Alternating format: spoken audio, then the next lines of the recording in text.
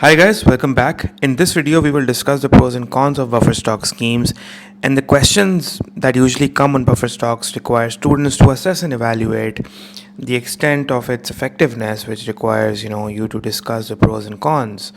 Since the question is asking or asks usually asks to assess the effectiveness of these schemes.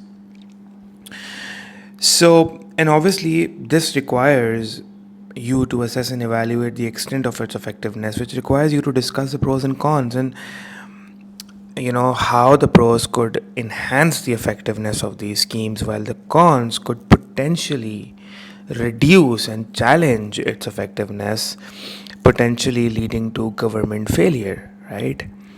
And before we proceed with this video, I am assuming that you have already gone through the previous video, in fact, on buffer stock schemes in this playlist, as this video is a sequel to that, right? So now coming to the advantages, so basically, if you look at the first advantage, it maintains farmers' incomes. Because of stable prices, they help maintain farmers' incomes, because you see, if the prices drop rapidly, so it can actually make the farmers go out of business, again causing unemployment in the economy. Again, unemployed people are a burden on the government as well, right? Or on the economy and the society as well, right? Again, unemployment itself causes other sorts of macroeconomic problems, right? So these buffer stock schemes basically are maintaining stable prices for agricultural commodities by purchasing excess supply during periods of oversupply and then releasing it during times of scarcity, right? When there are supply shortages. And what this does is that it helps to prevent extreme price fluctuations, again providing stability not only to the producers, that is the farmers, but also the consumers as well. And as far as the income support point is concerned for farmers, you could say that these buffer stock schemes are sort of ensuring that farmers are receiving a fair income, or a predictable income, in fact, for their production, for their produce, right? So it's helping the farmers to mitigate and reduce the risks associated with volatile market conditions, the financial risk associated with more volatile market conditions, just like I mentioned, that they could go out of business. So it provides a safety net for farmers and for agricultural livelihoods, right? And the second point that you could talk about is that price stability, because of buffer stock schemes, would encourage more investment in agriculture, because you see the financial risks associated with volatile price fluctuations for farmers is now mitigated and reduced, right? And that would encourage more investment in agriculture, because obviously, for more investment, there has to be some sort of financial stability for producers as well in agricultural markets, right? And more investment not only would result in more agricultural production and stable agricultural production, ensuring that we don't have food shortages for consumers in future, but at the same time, investment itself has macroeconomic benefits for the economy as well, right? For instance, technological advancement that could take place in the agricultural sector, the use of advanced technology for your farming methods could not only have positive impacts on agricultural production, but also has positive impacts could also potentially have positive impacts on your productive capacity in the economy, especially for those countries that are heavily reliant and dependent on agricultural production.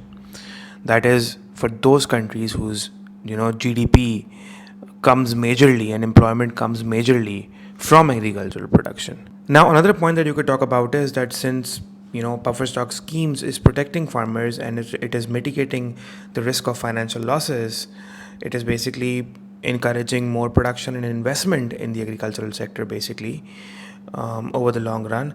So what it does is that farm as a result, more farming would be promoted, right? And farming can have positive externalities as well, and one of the examples is that farming helps rural communities, right? So basically, and a good way to explain this is that farming creates, because farming is part of the agriculture, it's part of agricultural production. That's how agricultural production takes place.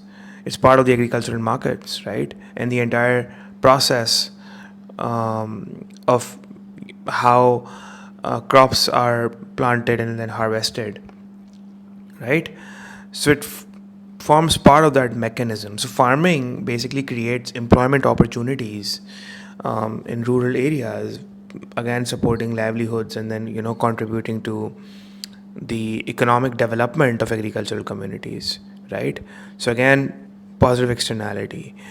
And these farming activities can also improve and foster social cohesion. And you can also talk about community engagement through events such as maybe agri-tourism, right? And community supported agricultural initiatives. This is another point that you could sort of mention in a 12 mark, because you see, so these are points that just students, instead of just writing about price stability, there are many points that you could write about the pros of buffer stock schemes, right? Another good advantage that could be mentioned is that it reduces food inflation, because you see, target prices basically help prevent excess prices that consumers need to be paid, because right, because the government has intervened in this market and set a target price under the buffer stock scheme. So it would help prevent the consumers pay excess high prices during times of maybe food shortages. So ultimate, because obviously the government would end up releasing the buffer stocks and the reserves of stocks, bringing the price down back to target prices. So it ends. So the ultimate advantage is for the consumers, because it helps to reduce food inflation. And food inflation could have negative consequences, especially on the poor, because there are a lot of households living in poverty who may struggle to pay high prices during periods of shortages, because this could ultimately result in unequal income disparity between the rich and the poor, again causing a redistribution of income, or you could say an unequal distribution of income, right? So another thing, this could, and this point could also be linked with, in the sense that buffer stock schemes creates, like, we know that buffer stock schemes create reserves of essential commodities. Okay, that's good. But then the point is that these reserves could also be used to address emergencies such as maybe some natural disasters, or like geopolitical disruptions. So during those times of national emergencies, these reserves could be used as well. Although that's not the objective, but they could come in handy, right? And these reserves will provide a critical buffer against negative supply shocks, ensuring continuity of food supply and hence avoiding shortages of essential agricultural commodities. Okay, so you need to understand that now buffer stock schemes, right? We understand that yes, they have advantages, they have certain benefits, but although these buffer stock schemes, while designed to stabilize prices and incomes for producers in the agricultural markets, are obviously not without drawbacks. They have their own drawbacks, they have their own limitations. And despite their potential benefits, these buffer stock schemes often encounter various challenges that can actually undermine the effectiveness and efficiency. So in this question, assess the effectiveness before mentioning the limitations. This is a very good line that you can write, that despite the potential benefits, these schemes, they do encounter challenges that can undermine their effectiveness and their efficiency as well, right? So firstly, looking at the limitation, the first limitation that we have is that obviously maintaining or running a buffer stock scheme is very, very expensive. I mean, storing commodities is highly costly, as is regularly buying up of excess stock if there has been bumper harvests, right? So there are also costs at the same time associated with storage, with transportation, with management of the buffer stock scheme, which can put a strain, a burden on public finances, especially in the case where market fluctuations are severe. So over there would be severe interventions by the government in actually, buying and selling up of the buffer stocks. So it is argued that, economists argue that hence there is a large opportunity cost, especially for poor developing countries where government revenue is already very low in those areas. Tax revenue collection is already very low, right? Government revenues are very low.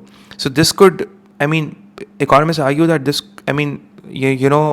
Opportunity cost in the sense that this money that is used to buy the buffer stock, that is used to buy the agricultural commodities and store it and then incur a storage cost, this money could have been spent more productively in other areas of the economy to promote development, right?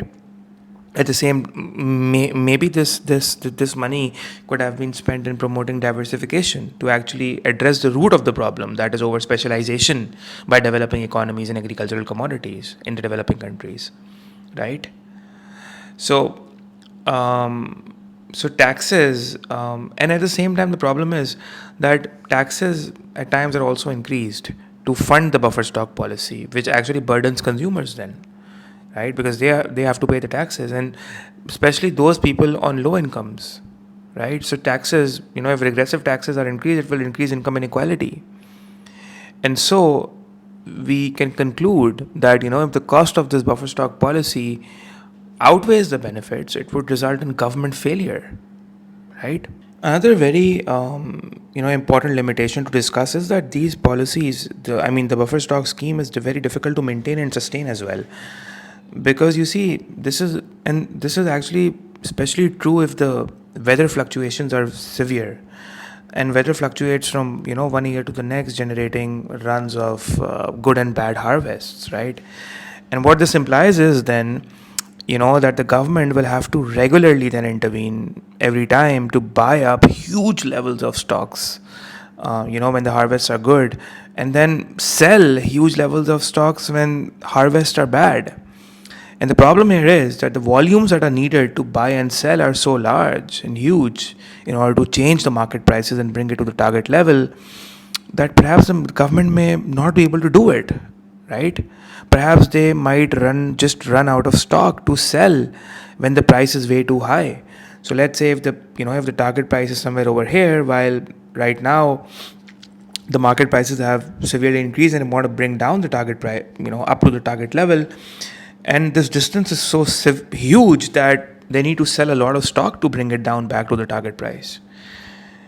They need to, they need to increase the supply in the market by utilizing their reserves by a significant large extent, and perhaps they might not have enough stock.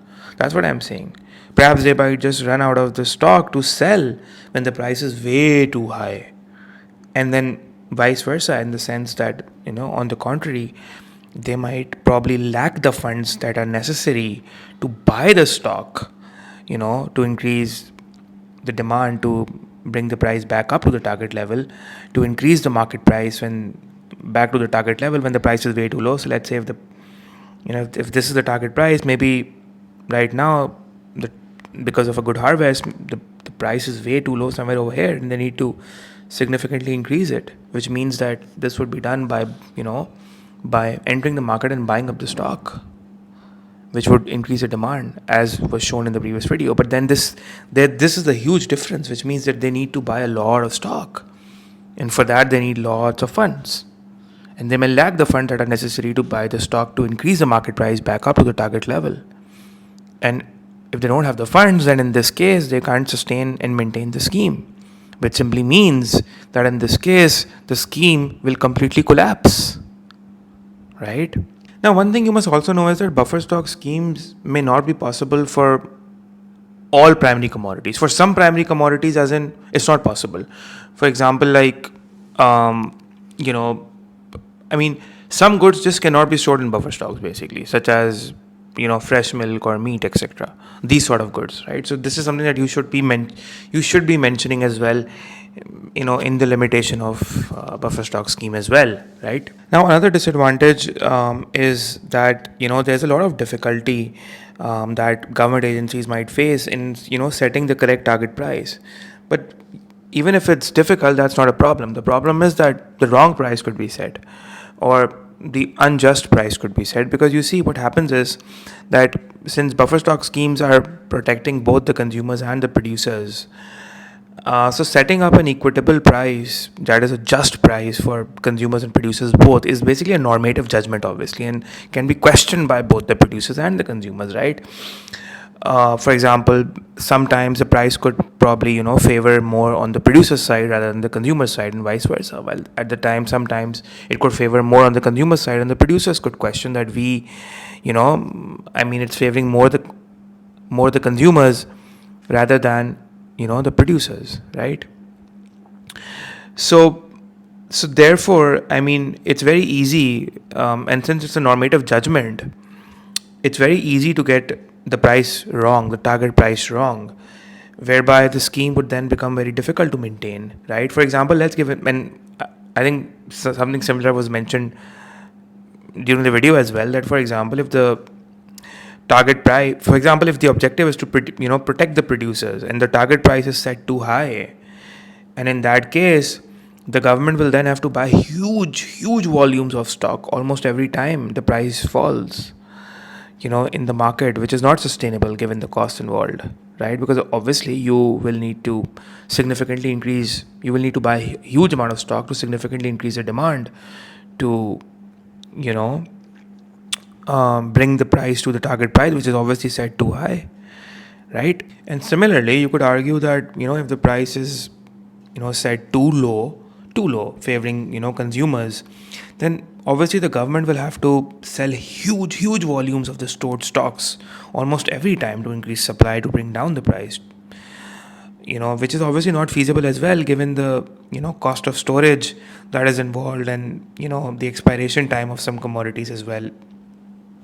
So there are definitely, problems involved, and these considerations need to be given due importance when setting the target price. And one very important point, that if, let's say, the purpose of the buffer stock scheme is to protect more, is more intended on the producer's side to stabilize their incomes and, protect price volatility, significant price fluctuations, to stabilize their incomes. So that's the objective of, setting a target price, basically to stabilize the price in case of significant fluctuations for more on the producer's side, basically.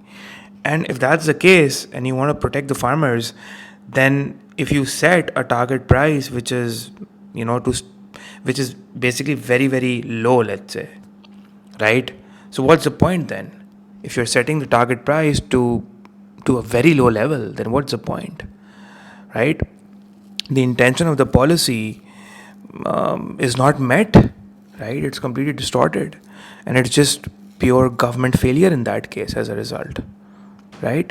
Now, guys, one thing I want you to know, and which would serve as a very good evaluation for your for this question, is the concept of unintended consequences, which are consequences which are negative, which are not intended because of government intervention. The government never intended these consequences to occur, but they did occur, and that put into question the effectiveness of government intervention. In fact, it ultimately led to government failure, resulting in a complete collapse of government intervention in the market, right? And buffer stock schemes could potentially promote these unintended consequences. And for example, what you could say is that a producer, let's say, a producer could possibly, because of the buffer stock scheme, it knows that effective, efficient buffer stock schemes are in place, and the government will always buy up the excess stock. So the producer might not be bothered or concerned of overproduction, right? So what if the overproduction is not due to a good bumper harvest, but maybe it is possibly due to the producer's own inefficiencies and incapabilities of predicting supply, or maybe if the producer just ends up overproducing itself, then in that case the producer is just not concerned, because he knows that a government's buffer stock policy is in place, and the government will always end up buying the excess stock at the target price, hence protecting the farmers. So in this case, the buffer stock scheme is protecting inefficient producers and farmers.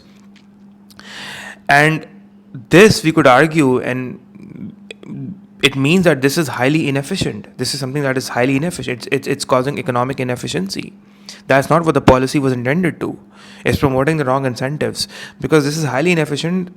And if this was a free market, let's say if this was a free market and the producer did end up overproducing, then in that case, the producers would have to suffer themselves, and they would have to sell this stock at much lower prices. They would have to reduce the price to sell this excess supply, if it was a free market. But right now they know that there's a government in place who has there's a policy in place that they will always end up buying this oversupply, excess supply at the target price, and hence they would protect us. And now this is resulting in inefficient outcomes. And the problem is that, the problem here is that, free markets that are highly competitive, free markets that are highly competitive punishes inefficient producers and firms, right? But because of government intervention right now in these markets,